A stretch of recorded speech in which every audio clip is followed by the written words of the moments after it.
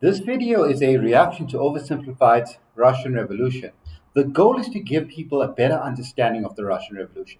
So if you are learning about this in school or learning about this in university, or if you just want to broaden your understanding of the Russian Revolution, hopefully by the end of this video you have a better context or better background information so it helps you understand the revolution. So I'm going to try and just elaborate on some of the points that are made in Oversimplified's video. Basically, the goal of this video is, by the end of it, you should know why the over 300-year Romanov dynasty was overthrown in 1917, the first revolution of 1917, what is referred to as the February Revolution, which actually took place in March, overthrew the Tsar Nicolas II and the Romanov dynasty. Now, why do I say it's February Revolution, but it took place in March? Because the Russians at this time used the Julian calendar, which was 13 days behind the Gregorian calendar, which is what the rest of the world used. After that February Revolution, a kind of democratic government based largely on Russia's existing parliament, the Duma, working in conjunction with the system of Soviets, came to power. But in October 1917, again, October Revolution, but it took place in November because the Julian calendar is 13 days behind the Gregorian calendar. A second revolution took place, this one led by Vladimir Lenin, which created the first major communist country of the 20th century. So why and how did these two revolutions take place in the aftermath, at the last stages of the First World War? That's what hopefully you'll get a better understanding of by the end of this video. But just briefly, just to explain the Russian Revolution. If we go to 1815 with the end of the Napoleonic Wars up until the First World War, it's a very interesting time in Europe. It's kind of a golden age. There's a lot of economic progress being made, advances in medicine, etc. Most European countries at this point in time are either liberal democracies or constitutional monarchs, where the king rules in conjunction with parliament. Russia, on the other hand, is an absolute autocracy. And when the First World War took place, Russia's system of being ruled by an absolute monarch who has, at this stage, I think 99% of the power, and he shares about 1% of the power with this kind of Russian parliament called the Duma, is very, very backward. And Russia, during this period also, has fallen behind the rest of Europe in terms of industrialization. And when the First World War breaks out, they get hit very hard by food shortages, and it makes Tsar Nicolas II increasingly unpopular. And a variety of factors would also contribute to the people viewing him in a very negative way, and eventually he will be overthrown. And that, in a nutshell, is how he gets overthrown. Then one of the people who wanted to overthrow the Tsar, Vladimir Lenin, who was in exile, was sent by the Germans to go back to Russia to lead a second revolution, hopefully with the intention of getting Russia out of the war, and that would lead to Vladimir Lenin's next revolution. Just something important to also take note of before we actually get to Oversimplified, because this is where the Oversimplified video is going to begin. It's going to compare Russia to the other countries of Europe. So when we say 1815 to 1914, this golden age of Europe, it's important to understand that if you can contrast that to Russia. Your plan. Also, commemorate this place. 1800. New character pins and Russian Revolution merch available now. Link down below.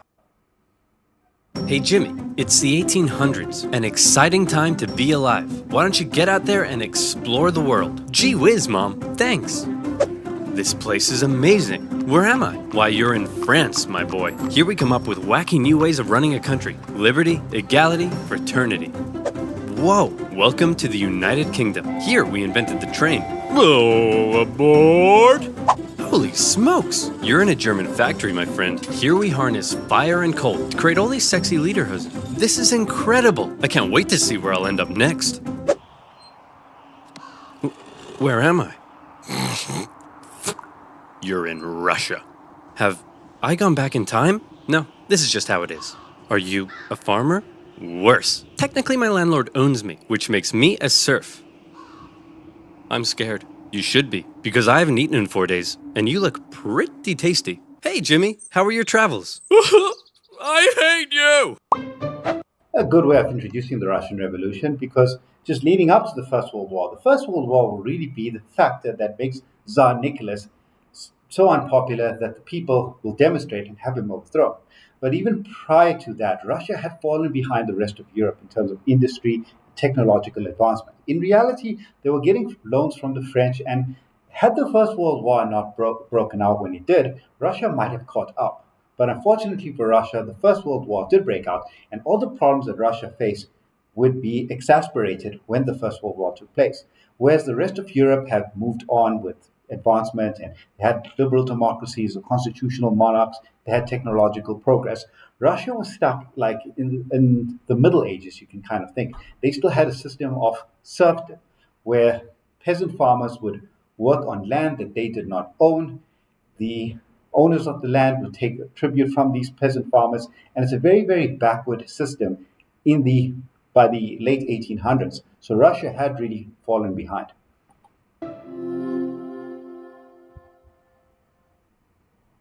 So you want to start a coding career? We can help with that.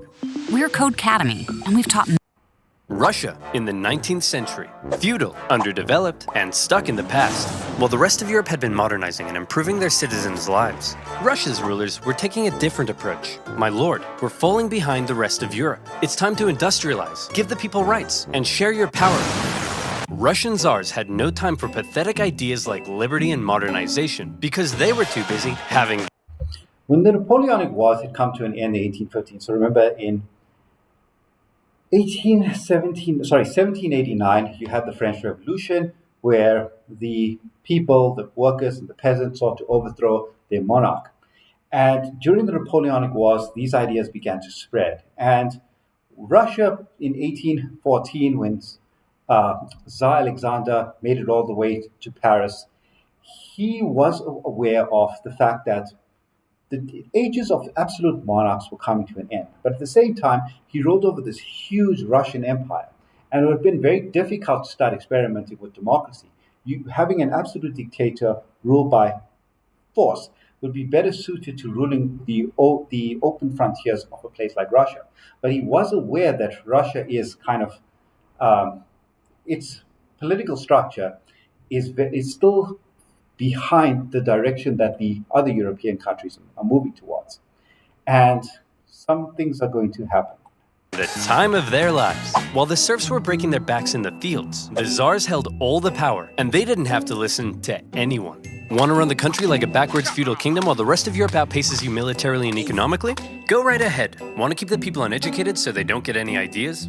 There's no one to stop you. Want to keep exporting grain even when there's a massive famine causing hundreds of thousands to die? That is your God-given right. While all of this was great for the Tsar, if you were literally anybody else, it probably sucked. So basically, while the rest of Europe is leaving Russia behind, Russia is being ruled by an absolute autocrat, and the vast majority of Russians would obviously not be happy with such a situation. Russia was falling behind. If they were to keep up with Europe, they'd need a strong ruler with some big ideas. Oh look, here comes one now. Hey everyone, it's me, Tsar Alexander.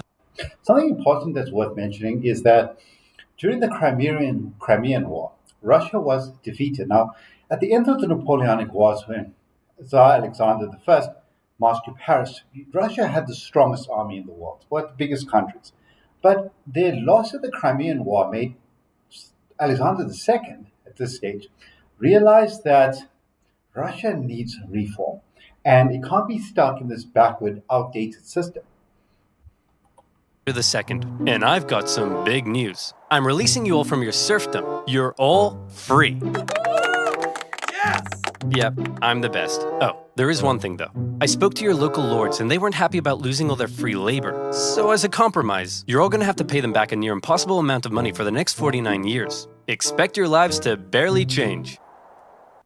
Okay, so even though he's trying to reform, the reality is, it's going to be very difficult. The lords who feel that they own these serfs not going to be happy with the serfs getting their freedom without adequate compensation. So he tries to reform, but for the next 49 years, these serfs are going to have to pay the state so that the state can pay the lords. Okay, bye. Now I know what you're thinking. This Tsar Alexander II seems like a pretty cool guy. He's trying to reform the country and get Russia on the right path. Everyone must love this guy, right? Wrong. Why does one man get to decide the fate of everyone in the country? This whole system is dumb. Somebody should do something. Like what? Like kill the Tsar. You're gonna kill the Tsar? Well, me? No. I'm busy. I was kinda hoping you'd do it. Okay. See? The people love me. They're throwing flowers, confetti, and high-grade explosives. Okay, so this Tsar Alexander II tries to introduce this reform, gets killed. He's the grandfather of Tsar Nicolas II, the one who would rule Russia during the First World War, who will be overthrown in the 1917 revolution. Now, Tsar Alexander II tried to reform and he ended up getting assassinated. So, the assassination basically, he went to see the army or returning back to the palace. Assassins threw a bomb at his bulletproof carriage. The bomb exploded. It didn't kill him, but it did damage the carriage. He got out the carriage to look at those who were injured, very similar to the assassination of Archduke Franz Ferdinand, in a way that the first assassination attempt by throwing a bomb had failed. But when Tsar Nicholas when he got out the carriage and assessed the damage, he said, "Thank God nothing happened." And another assassin came up behind him and said, "It's a bit too early to be thanking God." And he exploded the next bomb. And that blew off Tsar Alexander II, blew off half his body, his legs, the bottom half of his body was completely blown off. And it's kind of a famous scene that he was dragged back to the palace, and a young Tsar Nicholas II, who would have been about 13 years at the time, saw his grandfather with half his body blown off, kind of warning of the dangers of being a ruler of this autocratic Russia. And also had left quite a negative mark on the young Tsar Nicholas II. So the next scene here we'll picture it here is Tsar Nicholas II and his father Alexander III. Just another thing, just a quick point of Tsar Alexander III is that he wasn't his father's as Alexander II's eldest son, and his older brother was meant to be Tsar, but his older brother died very young, and Alexander III married his brother's fiancée, and he would become the next Tsar as Alexander II has been assassinated now. Okay, Nicholas, your grandfather has a mild case of being blown up by a terrorist, and he's not looking too hot. So we're gonna go say our goodbyes, okay? No, it'll be too scary for him. Nonsense, it won't be scary at all. We're just gonna say a quick goodbye. Ready? Boy, look at me. The people did this to me. And one day, they'll do it to you! See? Wasn't scary at all. So Alexander II was dead, but luckily, they had another Alexander lying around, Alexander III. And he felt his dad's reforms had weakened the Tsar's authority. Russia was massive, and as a result, had many ethnic minorities. Non-Russians? More interested in their own cultural heritage than in loving me? Isn't it great? So much beautiful culture and diversity in our great nation. Alexander thought all these minorities should be a little more Russian, and thereby loyal to him. So he repressed religious minorities. He repressed non-Russians. He introduced the Okhrana, a secret police force that repressed anybody who thought having a Tsar was dumb. If Alexander II was the great reformer, Alexander III was the great repressor. So Alexander III reversed many of the Now that's how you run a father had originally created. country. Hey, Dad? Ugh, great. It's my son Nicholas, who I like to call a girly girl because he's so weak and pathetic. When are you gonna grow up? You still look like a girly girl to me. But Dad, I grew a beard. Yeah, an ugly girly girl beard. If Nicholas was to one day be Tsar, Okay, just that little clip. Tsar Alexander III wouldn't have told his son Nicholas II that he's a girly girl, etc. But Nicholas does get a reputation as being a weak Tsar, one who was never ready to be Tsar, and it is kind of a stereotype that has stuck with him. When he was growing up, there was probably a lot that his father was expected to teach him, and a lot of kind of preparation that he thought he would go into this, which never went into it because his father died much younger than anyone would have expected, right? And anyway, as far as this being sent off now to go to the east, This was quite common amongst aristocrats and royalty, where young princes and young aristocrats would be sent to various parts of Europe to go and learn about the culture of ancient societies. They'll go to Rome, they'll see the Colosseum and the remains of ancient Rome. Alexander III, he decided to send Nicholas east. So he went to Egypt. He was stopped off at Greece quickly to pick up his cousin, Prince George. Then they traveled to Japan and other parts of the Far East. And that will be that. One day be Tsar, he needed his dad to teach him how to run the country. But his dad instead suggested that Nicholas go somewhere else. So Nicholas went to Japan, got an edgy dragon tattoo, had his head sliced off by a policeman, and then came home. Now will you teach? So when he was in Japan, there was an assassination attempt on his life by a Japanese policeman who attacked him with a sword, left a 9 centimeter gash on his forehead. Fortunately for him, his cousin George, who he picked up at Greece, was able to save his life and intercept the second blow. As soon as that attack, he returned quickly back to Russia.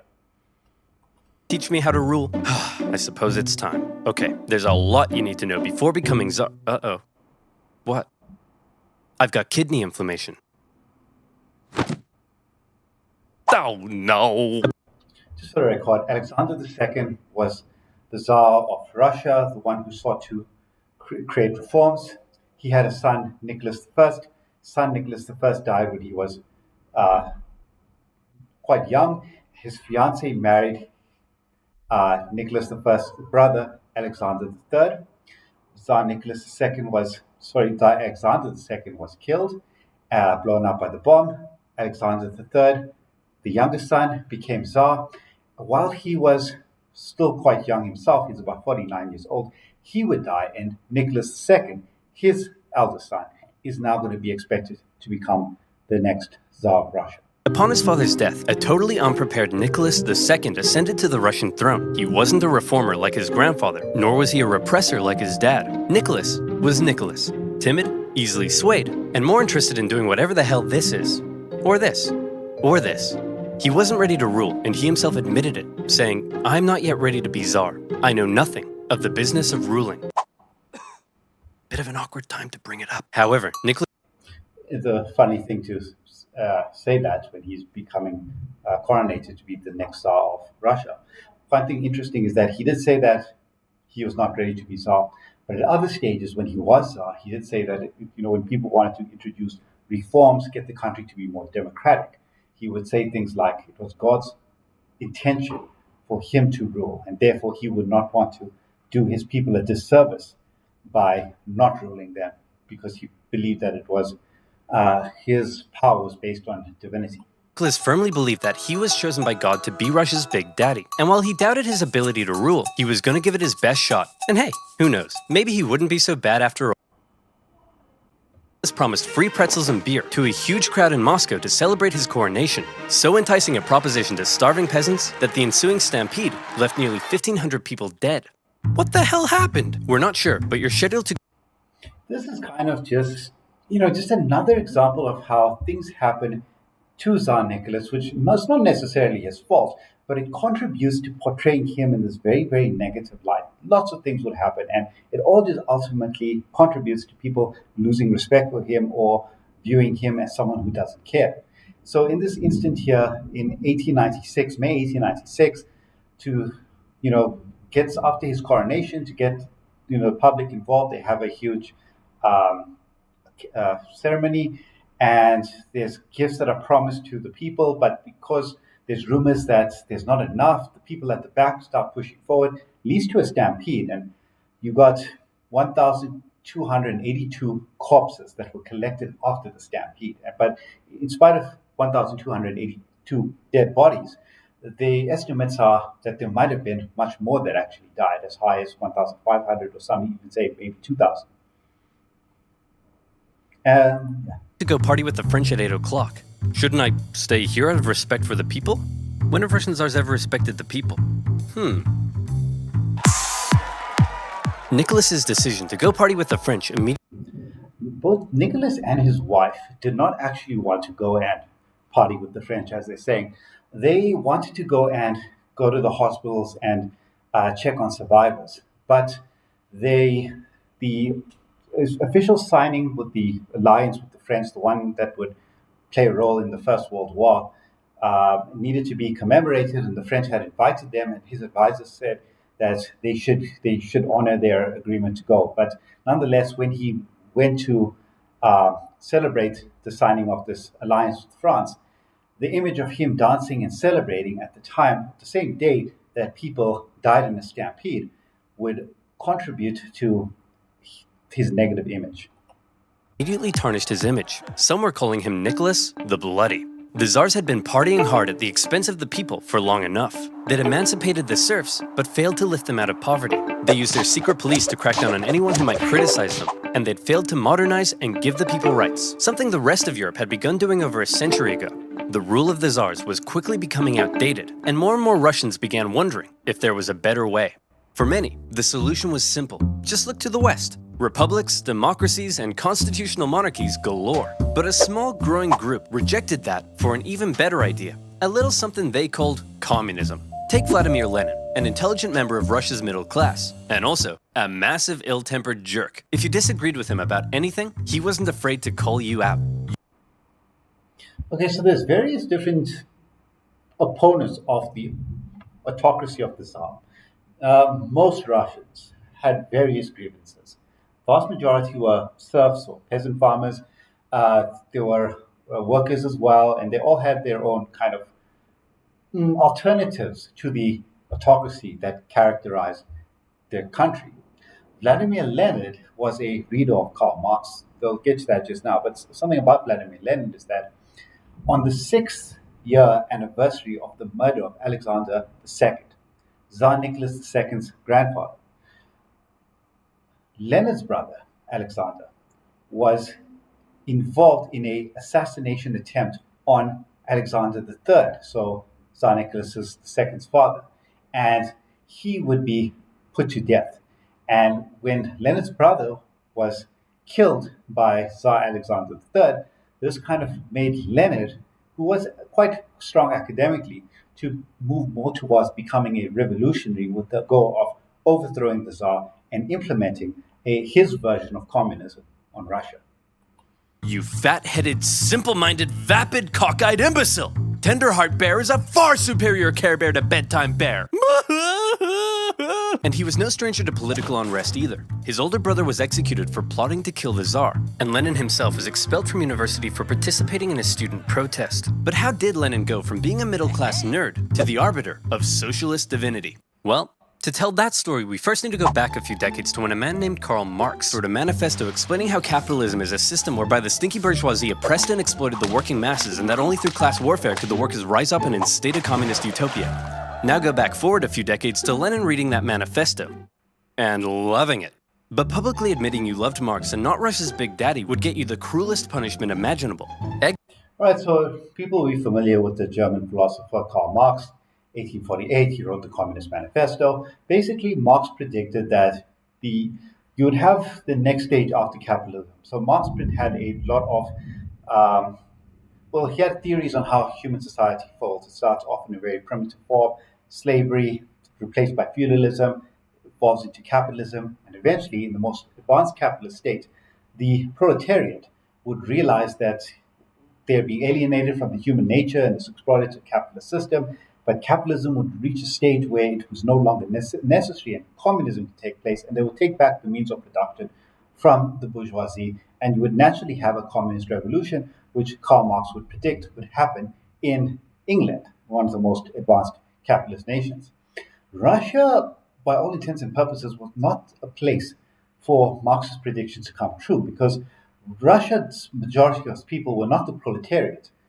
They had not actually experienced an industrial revolution yet, and they were largely serfs or peasant farmers. So Lenin had to adapt Karl Marx's ideas to the Russian situation. And whereas Karl Marx predicted this communist revolution would take place naturally, Lenin felt that the peasants and workers needed a strong leader like him to make this happen through force, because they were not recognizing that they weren't recognizing the exploitation and the necessity of having a violent revolution. So he adapted Marx's ideas and would implement it on a country which was very different to where Marx predicted capitalism would happen. For Karl Marx, you needed capitalism to reach its most advanced stage before you could have a communist revolution. Lenin is going to take this idea, give it his own spin, and try to implement it on a country that has not actually experienced proper capitalism yet. Exile to Siberia. Enjoy exile, where you'll live with your wife, chill around town, and secretly write socialist newspapers. Hey, that doesn't sound so bad. And your mother-in-law is going to live with you. No! Once Lenin finished his stint in Siberia, he left Russia for Europe, where he was free to hang out with other Russian Marxists and talk about how great communism. That sound you're hearing is Mum Joyce dunking scones into a cup of smooth Nescafe coffee.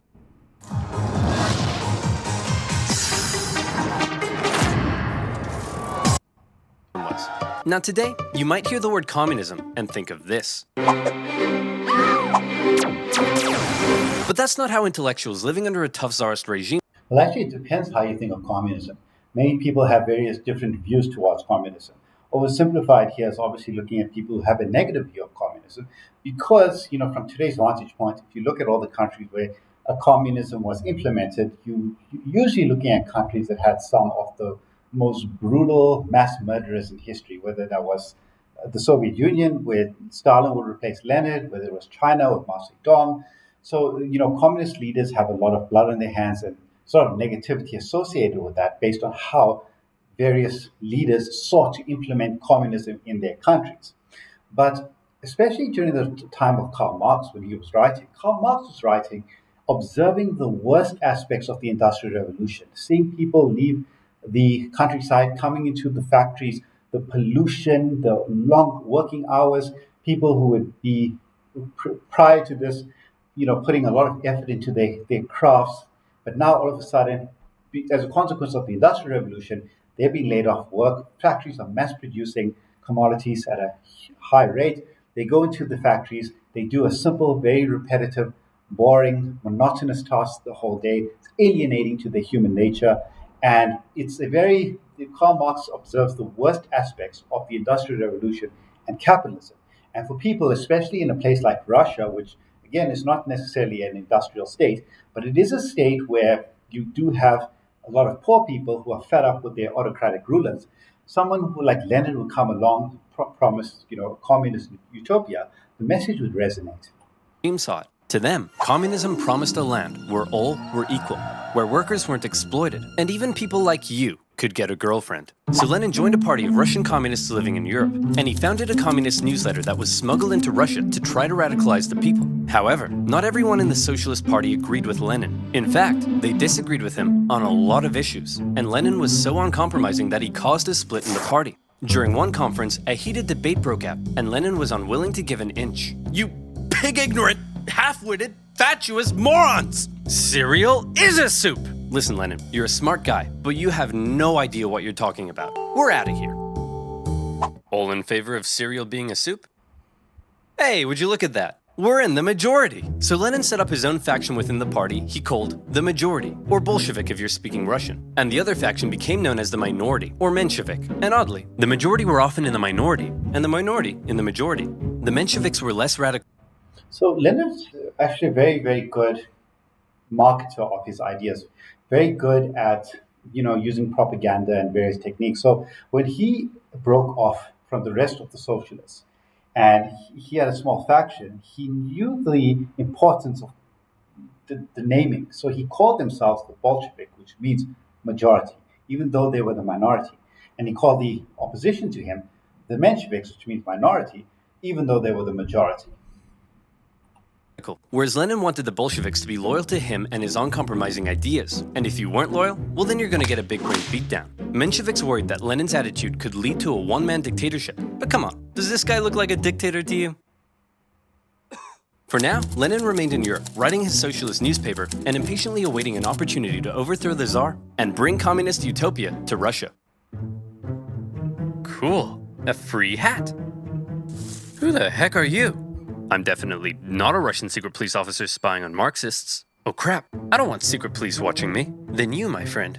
Okay, this is just a very clever way of leading to the sponsor of Should use NordVPN. Do you like having your identity stolen? Not based on anything historically accurate. If yes, you need therapy. If no, you need NordVPN. NordVPN has that. Now, where was I? Oh, yeah. A timid, easily swayed czar, a massive ill-tempered jerk, impatiently awaiting a communist revolution. And revolution was coming, but not in the way Lenin thought. Back in St. Petersburg, one of the Tsar's most skilled and influential advisors knew the country finally needed to catch up with the rest of Europe. Hey, Nick, we really got to industrialize, get more factories, and make... Okay, so this finance minister, he was very attuned to what was going on in the rest of Europe and recognized the importance of industrialization. And he realized that for Russia to, not fall behind very, very badly and avoid a disaster, they need to industrialize. Because, you've got a powerful kingdoms or empires like the Ottoman Empire and Ming China. But those two very powerful empires are falling behind because they have failed to industrialize. So Witter decides that it's important for Russia to industrialize. Now, from a long-term perspective, you can understand why he felt that way, especially if you know what happened in World War I. But from the short-term perspective, it's going to lead to high taxation, and it's going to make Witter very, very unpopular. And, various people are going to have problems with some of his economic policies. some, I don't know, textiles or something. Won't that change the social fabric of Russia? Maybe. Hey, isn't it past your bedtime? But I haven't had my milk and snuggles yet. Will you snuggle me? Nicholas thought modernization was boring, but he let Sergei do his thing. And do his thing he did. He borrowed some money and got Russia some sexy factories. And you know what sexy factories means. Sexy workers. Dirt poor, sexy workers. Long hours, low wages, filthy disease-ridden factories. Sleep in overcrowded dormitories with all your stinky worker friends. Get your arms ripped off in a freak Russian doll accident. Conditions were terrible. But this growing working class wasn't about to take it lying down. They started to do what workers do best. Strike. Despite Sergei's efforts, people in Russia still weren't happy. Peasants were still poor, liberals still wanted reform, and now the workers wanted better working conditions. And the problem with being an autocrat is that when everyone's unhappy, there's only one person to blame. You. The people hate me. What do I... Yeah, that is, basically one of the key themes of this whole topic of the Russian Revolution. The Russian Revolution happened in 1917, largely because of what World War I did, but Russia was weak, deteriorating for decades preceding it. And when World War I happened and all those problems became much worse, who do you blame? You blame the autocrat who's ruling you. If you are ruled by an absolute autocrat, then the buck stops with him. There's only one person you can blame. So no matter what happens, the blame will fall on him. I do. Ooh, I know. Why don't we find a weak and pathetic nation to go to war with? We'll win easily, and everyone will love me again. Why don't we just try treating the people better? As luck would have it, an opportunity for war was forming in the Far East. Russia wanted to expand its sphere of influence into northern China, and coincidentally, so did Japan. But Japan didn't really want war, so they proposed an idea to reduce the tension. Hey man, we'll let you do your thing in Manchuria if you let us do our thing in Korea. I don't think so. We've got the largest army in the world. What do you have? I'm the Emperor of Japan. I have a giant mecha suit. Whoa. Cool. Nicholas and the boys didn't see Japan as a threat, so they felt they could push Japan around. But little did they know Japan had been rapidly militarizing, and when they launched a surprise attack on a Russian fleet at Port Arthur, everyone was shocked. Nicholas hoped it was an opportunity to win a quick war and regain the support of the people. Nobody seriously thought a puny Asian country could defeat a European superpower, and the Russian people were filled with patriotic spunk. Hey everyone, we're at war with Japan! Hey everyone, we're losing the war. Just another incident to further tarnish the image of Tsar Nicolas II, make him look further weak. At this point in world history, the idea that a non-European nation can defeat a European nation is just unheard of. Europe is kind of the world hegemon. Europe was once industrialized and had colonized most parts of the world. The island of Japan not only managed to not get colonized during the time in which most countries got colonized, but they also copied the European model and they industrialized. And when this war broke out with the Russo-Japanese War, 1904 to 1905, Japan defeated Russia, and this would be very, very humiliating for Russia. Now, Russia, again, if we're looking below the surface, we can see all the problems that this video is highlighting, the poverty, serfdom, backward ideas, etc. But from if you know from the perspective from of the end of the Napoleonic Wars, Russia was supposed to be one of the great European powers with the largest army. So losing a war like this to Japan would be a huge blow to Nicholas II and his image. The Japanese won, an embarrassing defeat for Tsar Nicholas. Russia had enough problems, but now it had been internationally humiliated. The public were outraged. Unrest increased. Nicholas needed snuggles now more than ever. The tension was rising rapidly, and Russia was on the verge of revolution. All it needed was one disaster to push it over the... So this is the 1905 revolution. Sometimes you can think of Russia as having three revolutions. This 1905 revolution, which will not really achieve much yet, but Trotsky would see it. Leon Trotsky would play a very important role in the later revolutions.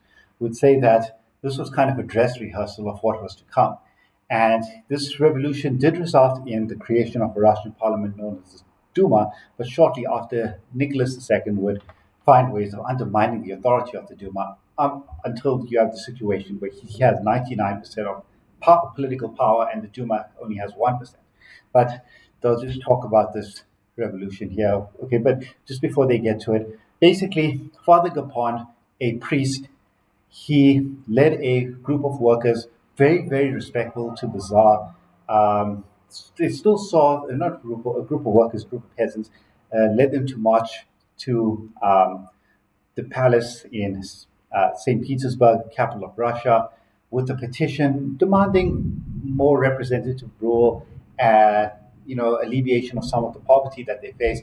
Tsar Nicholas II will not be at the palace at the time, and the police would open fire on these people who are peacefully marching, and this will again just add to this image of Tsar Nicholas being Tsar Nicholas the Bloody. The edge. And that disaster would come in January 1905 from an unlikely source, a handsome Orthodox priest named Father Gapon. Father Gapon was leading workers and their families to the Winter Palace, but this wasn't some violent uprising, it was a peaceful protest. They wanted to deliver a petition to Nicholas, which simply asked for more freedom and better working conditions. The protest was actually so peaceful and respectful that the Marxists thought it was a big waste of time. Hey Nicholas, some priest is leading a peaceful protest. Says here they want to give you a petition. A peaceful petitioning priest? I better get out of here. Nicholas had actually left the Winter Palace days earlier, and in his place, they brought in a truckload of troops, ordered to stop Father Gapon from reaching the palace. Hello, good sir, and long live the Tsar. Please, allow me to pass this simple petition to our dear father, Nicholas II. Good day to you too. Please, allow us to respond by opening fire. What began as a peaceful protest ended in tragedy. Imperial soldiers opened fire on the crowd. Around 200 civilians died, 800 more were wounded. All they wanted was the opportunity to ask Nicholas to improve their lives. Instead, they were met with bullets. Nicholas... Again, this was not his fault. He wasn't there at the time. The police, without his orders, opened fire on the crowd. But again, he is the autocrat, he is the ruler, and when something like this happens, he is going to get the blame for this. Didn't personally order the troops to fire, but as an autocrat, he got the blame. The event became known as Bloody Sunday, and Nicholas's reputation plummeted. Strikes erupted across the empire. Workers' demands increased. Liberals demanded political power. Peasants demanded land. The country was out of control, and the 1905 revolution had begun. Listen, Nicholas, peasants seizing my land and murdering my family I can tolerate, but illegally chopping my wood? That's obscene! And the worse I treat my workers, the more they strike. I don't get it. Everyone relax. As long as the military is still on my side, there's nothing to worry about. Sir, the sailors are starting to mutiny. Well, my life just sucks! With Russia still losing to the Japanese, unrest was growing in the military, and some sailors had even taken to killing officers. Having the people against you was bad enough, but if the military joined in, it would be game over. To make matters worse, in October, workers and Marxists, including one Leon Trotsky, began setting up local elected councils called Soviets that coordinated strikes and supplied the workers. Sergei could see the writing on the wall. Things were going south fast, and he needed a big idea to save the Tsar. And luckily, he had just that. You see, all these angry people from different parts of society weren't really working together, meaning there was a weakness to exploit. Sergei wrote a manifesto that would give the liberals an elected assembly called the Duma. It took some convincing, but eventually, Nicholas agreed to share power and have his laws approved by an elected assembly. Hey liberals, here's your stupid manifesto. Happy now? We certainly are. But what about these guys? Aren't you going to give them what they want? Oh, Goodness, no. I was just going to kill them. With the liberals satisfied, and after ending the war with Japan, the Tsar brought thousands of troops home, who then dismantled the Soviets, arrested their leaders, and crushed the peasant uprisings in the countryside. And how about that pesky parliament Nicholas had agreed to share power with? Well, he then wrote a bunch of new laws, which basically said, hey, remember that manifesto I wrote and how you guys were going to approve my laws? Slight change of plan. Actually, I'm going to do whatever the hell I want, and you guys are going to shut up. What? The people won't stand for this. People? What people? You know, this is why people don't like you. And just like that, Nicholas had survived the 1905 revolution. But wait, a revolution? In Russia? Where? So, potential revolution there. Nicholas managed to get the army back on his side, and he managed to reverse whatever gains were made, and he managed to really take away any power that this Russian parliament would have. So, the Duma, as we say, it's got like almost 1% of power, whereas the 99% of political power would remain. Was Lenin? Well, Lenin and his communist pals were still in exile. He tried desperately to radicalize the uprising, but all he could do was watch. As the movements failed to organize, the liberals sold out the poor, and the Tsar outplayed the people. Furious, he believed Russia had missed a great chance for a real revolution. From now on, he felt the only way left was an armed revolution by the workers. Watching the events of 1905 unfold, Lenin learned a lot. The Tsar, however, would prove to have learned nothing. After the 1905 revolution had failed, the Tsar's new top man was Pyotr Stolypin, and he had big ideas to prevent any more chaos. Step 1, reform agriculture. This'll make the peasants love you. And step 2, we'll kill anyone who doesn't. To discourage any more revolutionary ideas, Stolypin began to crack down even harder on the Tsar's opponents, and thousands were sentenced to death. The noose even earned itself a new nickname, Stolypin's necktie. I don't get it. Oh, I see, because it goes around my neck. That's so funny. But despite the oppression, many positive reforms were also being made, and the Russian economy even began to improve. This was a problem for Lenin. If the people weren't suffering, then they wouldn't support a revolution. Still in exile and lacking funds, the Bolsheviks simply weren't in a position to do anything. Luckily, it was around this time that Lenin met an incredibly handsome Georgian with your second favorite historical mustache, Joseph Stalin. Lenin and Stalin met at a communist convention in Finland, and Lenin liked Stalin because he was a real go-getter and was great at fundraising for the Bolsheviks. And by fundraising, I mean kidnapping, robbing, extorting, bribing, ransoming, assassinating, prison breaking, stealing, bank raiding, executioning, and stealing again. Joseph Stalin was a very, very good bank robber, amongst other things, and he was basically very, very good at raising funds. Hey Stalin, the Mensheviks aren't so hot in all this stealing, but we still need money, so the next time you do a big heist, just do it quietly. Okay, quietly. Got it. If this isn't quiet, I don't know what is. Stalin's wacky antics eventually got him exiled to Siberia, but he had established himself as a big balls Bolshevik. However, no amount of Bolshevik balls could stop what was happening. The Russian economy was making a recovery. For the Tsar, things were looking up. This is great. All Nicholas has to do is sit back and not mess anything up. Hey everyone, big news. I'd like to introduce you to my new best friend. He's a crazy, drunken, beardy, horny, scandal-ridden magic wizard man, and he smells like a goat. We're screwed. Rasputin, a dirt-poor peasant from dirt-poor nowhere. But unlike all the other dirt-poor peasants, Rasputin had holy healing powers. And when this holy mystic wandered into St. Petersburg, people began to notice. He quickly became famous, and word... Okay, now we keep talking about all the things that tarnish the image of Tsar Nicholas II. Taking a womanizing monk, known for being an alcoholic, known for making scenes, a lot of his scandals made their way publicly. When Nicholas would allow him into the royal court, he would flirt with almost everyone. He constantly made a scene. He was a very, very disreputable character. And this is just going to make Tsar Nicholas II look worse and worse. But why did he give Rasputin so much power? It's just a simple issue like this. And this is something that Dan Carlin in his Blueprint for Armageddon actually explains very well. The Tsar Nicholas and his wife, Alexandra, of German ancestry from the Kingdom of Hesse, they were uncharacteristic of most European monarchs in the sense that, at this point in time, marriages were usually a political deal. If you were a king or if you were going to become king, you would marry a princess of another nation. It was more of like a kind of political deal, loveless marriages, etc. This family really loved each other, and Tsar Nicholas really loved his children. He had a number of daughters, and he eventually had a son named Alexei. It's also very important for him to have a son because in Russia, if he did not have a son, then his brother would become the next king. So he needed someone to pass the throne down to. So Alexei would be very important, but his son was hemophilic, which basically means that blood doesn't clot. And at this point in time, without modern medicine, that could be something that was life-threatening. In fact, it was almost guaranteed that you would die before your time, because if you get cut and your blood doesn't clot, you could bleed to death. And doctors who would try to help would give him aspirin, but the aspirin, aspirin at this point in time was just seen as a cure for all ailments. But based on our current knowledge of hemophilia, it would make it worse, because it would actually thin the blood and cause more problems. Rasputin, he claimed to have divine powers, man of God, was always able to heal Alexei.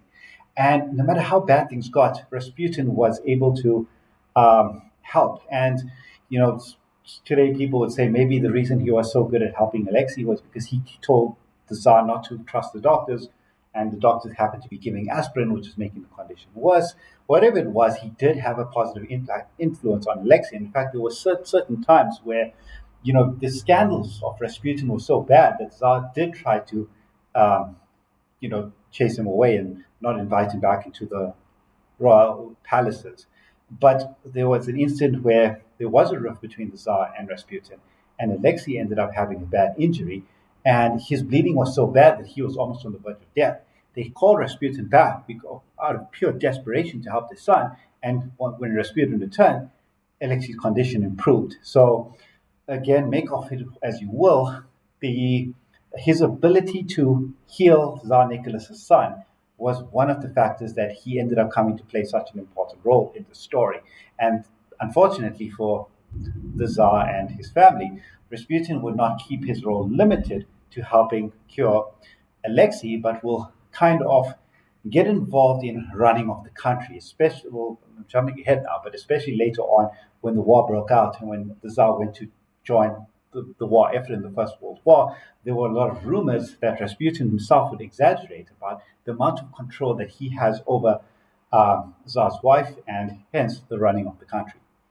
Word of this mystery man and his healing hands made its way to the royal palace. The appearance of a holy homeless healer was of great interest to the Tsar and his wife. As far as royals go, they weren't that inbred, but they were just inbred enough for their son Alexei to get hemophilia, or in layman's terms, Mamma mia, that's a lot of blood! Knowing Rasputin could heal people, in 1906, Alexandra asked for Rasputin to come and see if he could cure their son. And crazy as it sounds, Rasputin did heal Alexei, possibly by taking him off his doctor-prescribed aspirin. Having seemingly done the impossible, Rasputin became very, very close to the royal family. But having a crazy homeless wizard man hanging around wasn't a good look for the Tsar, because Rasputin was freaky. Not only was he a big fan of alcohol, but he'd also throw these crazy parties with Russian nobility, where he'd and all night long, and then he'd his whole head hypnotic eyes, and nobody knew how the goat got on the roof.